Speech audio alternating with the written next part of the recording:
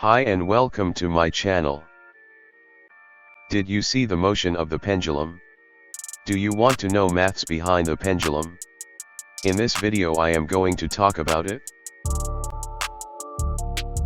First let's start with a simple pendulum that all the mass are in the sphere and we neglect the weight of the rope.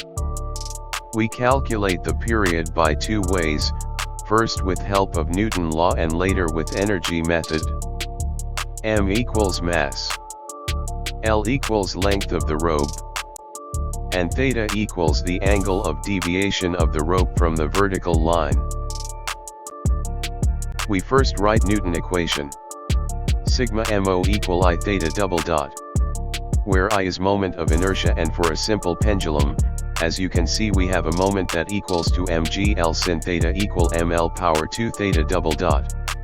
Now if we assume that theta is less than 6 degree, equation become like this, and from our knowledge of vibration we calculate omega and period. The principle of energy method is that energy is constant, and here we just have potential and kinetic energy, so E equals T plus V, and we get derivative of this. T is kinetic energy and equal to 1 under 2 mv power 2. V is potential energy that equal to mgh, and its derivative become like this. If we put these on first equation we can obtain period. If a rod is suspended from a point other than its center of mass, it will oscillate like a pendulum, that called compound pendulum. Unlike simple pendulum, mass isn't concentrate. We can calculate the period in this case like below.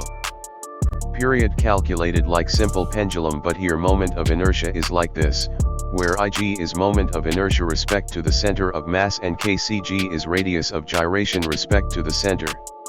Also we can define L equivalent, that means if we have a simple pendulum with length of L eq then it vibrate with same period. Center of percussion.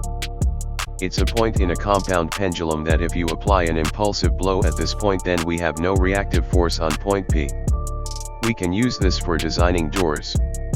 For example, a swinging door that is stopped by a doorstop placed at the center of percussion will do the job with minimal shaking of the door because the hinged end is subjected to no net reactive force.